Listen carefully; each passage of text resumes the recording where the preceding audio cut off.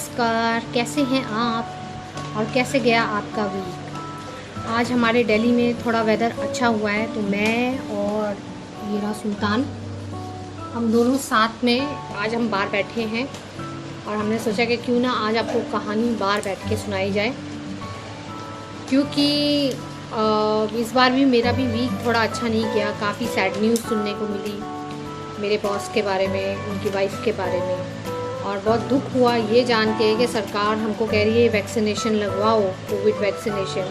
और ये दोनों यहाँ से कोविड वैक्सीनेशन लगवा कर गए और उसके बाद भी उनको कोरोना हुआ सीरियस, जिसने उनकी जान ले ली और उनके बच्चे रो गए। तो आप मुझे बताइए कि ये कोविड वैक्सीनेशन कहाँ तक सही है और कहाँ हमको हेल्प कर रही है। तो थोड़ा दुख है अंदर, पर अब क्या कर सकते हैं, यही लाइफ है। और कहते हैं ना, भगवान ने हर एक का टाइम पीरियड जो है वो चूज़ करके रखा है कि किसको कितना और कब तक इस धरती पे रखना है।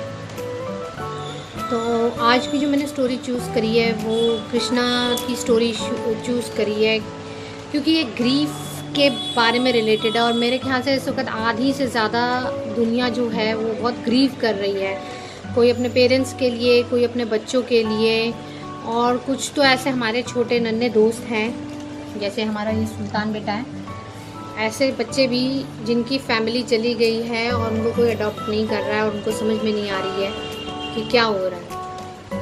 तो ये ग्रीविंग पीरियड में अब हम क्या कर सकते हैं, किसी का भगवान को ही याद कर सकते हैं। तो मैंने ये कहानी पढ़ी थी तो मुझे लगा शायद आपको भी पसंद आए, तो इसलिए आपको सुनाती हूँ। ये कहानी है तब की, जब ये कुरुक्षेत्र पे सारी झगड़े लड़ाई वड़ाई सब ख़त्म हो गया था और धृतराष्ट्र जो थे वो बहुत रो रहे थे और वो कृष्ण भगवान के पास मतलब कृष्ण भगवान उनके पास जाते हैं उनको थोड़ा सहानुभूति देने, और वो कहते हैं ऐसा भी क्या, देखो मैंने इस जन्म में मेरे 100 पुत्र हुए और 100 के 100 मुझे छोड़ के चले गए, और ये भगवान का कैसा न्याय है, और ऐसा भी कौन सा कर्म होता है जो मुझे ये दिन देखने को मिल रहा है। तो कृष्ण जी जवाब देते हैं कि तुम्हारे किसी 80वें जन्म, जब तुम्हारा जन्म था, या वो क्या कहते हैं कि जैसे 80 साल पहले, या वो क्या कहते हैं री इनकारनेशन, जो भी था हमारा पहले का जन्म जो था, पास्ट लाइफ जो भी थी, उसमें तुमने क्या करा था, तुम गए थे शिकार पे, और जब तुम शिकार पर गए थे तो तुमने एक मेल बर्ड को मारने की कोशिश की। अब मेल बर्ड तो उड़ गया, गुस्से में था वो, पर तुमने क्या किया, तुम और गुस्से में थे और तुमने उसके 100 बच्चे उसकी आंखों के सामने मार दिए। तो वो जो तुमने कर्म उस टाइम में किया था, उसके लिए तुमने 80 बर्थ लिए, जिसमें तुमने इतने पुण्य कमाए कि तुम्हें इस जन्म में 100 बेटे हुए। और जैसे उस बाप के दिल में दुख था, उसने देखा कि कैसे उसके बच्चे उसकी आंखों के सामने स्लॉटर हो गए, ऐसे ही तुम्हें ये देखना पड़ा। वो कहते हैं कि कर्म जो है वो तुमको जो है भुगतने पड़ते ही हैं। जैसे कि अगर तुम एक गाय को एक ऐसी जगह पे छोड़ दो जहाँ पे उसके बछड़े को मिला दो, 100 बछड़ों के साथ मिला दो, वो अपना बछड़ा पहचान जाएगी। इसी तरह कर्म है, वो तुम मिलियंस ऑफ लाइफ जी लो, उस कर्म ने तुमको ढूंढ लेना है किसी भी बर्थ में जहाँ उसको लगता है कि हाँ अब मेरे साथ इंसाफ होगा। तो ये एक छोटी सी कहानी है जिसमें हम सबको यही पता चलता है कि भाई हमें अपने कर्म जो हैं इस लाइफ में जीने ही हैं। अभी हम ग्रीव कर रहे हैं, हो सकता है हमने किसी लाइफ में किसी को ग्रीव कराया हो किसी के लिए, है कि नहीं।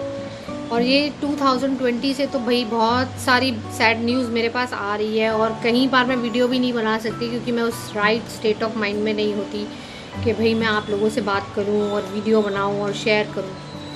और ये स्टोरी मैंने अभी 1-2 दिन पहले ही पढ़ी दोबारा, पढ़ी है मैंने, पहले भी पढ़ी हुई है बहुत टाइम पहले। ये रीड की थी, तो मैंने कहा क्यों ना मैं आपके साथ भी शेयर कर दूँ, ताकि आपका भी ग्रीफ थोड़ा सा कम हो, ये सोच के कि कोई बात नहीं, ये ऊपर वाले के अपने तरीके हैं और कुछ हमारे कर्म भी हैं जो हमें ढूंढ लेते हैं, है कि नहीं, जो हमें ऐसा दर्दनाक टाइम देखने को मिल रहा है। बहुत दुख होता है मुझे, खैर पर क्या कर सकते हैं, ये लाइफ है, हमको जीनी है, कर्म है, हमें जीने हैं। इस जन्म के कर्म अगले जन्म में देखेंगे, है कि नहीं। बट शेयर कीजिए ये अपने किसी लव्ड वन से, या जिसको आप पसंद करते हैं, जिसकी आपको परवाह है, जो आपको पता है इस वक्त दुखी है।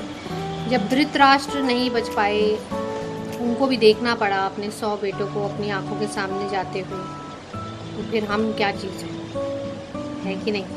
कृष्ण भगवान उनके साथ थे, फिजिकल बॉडी में उनके साथ थे, फिर भी वो क्या कर पाए। जो हमको जीना है वो हमको ही जीना है, वो हमारे बिहाफ है और कोई नहीं जी सकता। तो मैं यही कहूँगी कि जब तक ये लाइफ है तब तक कोशिश कीजिए, कर्म अच्छे करें, किसी को हमारे वर्ड, थॉट्स और डीड से कोई दुख आगे ना जाए। प्रार्थना कीजिए उनके लिए जो चले गए, और प्रार्थना कीजिए उनके लिए जो आपके साथ हैं। शुक्र मनाइए भगवान का जो आपके साथ हैं, जो आपको सपोर्ट कर रहे हैं। और बस क्या कह सकते हैं, आगे आपका वीकेंड है, एंजॉय कीजिए, स्वस्थ रहिए, मस्त रहिए। आशा करती हूँ ये स्टोरी आपको या आपके किसी अपने का दुख थोड़ा कम कर सके। तो हम फिर मिलेंगे अगले फ्राइडे, तब तक के लिए नमस्कार। सुल्तान की तरफ से भी, सुल्तान बाय बाय कह दो। हाँ, सुल्तान भी बाय बाय बोल रहा है। चलिए फिर मिलेंगे, नमस्ते।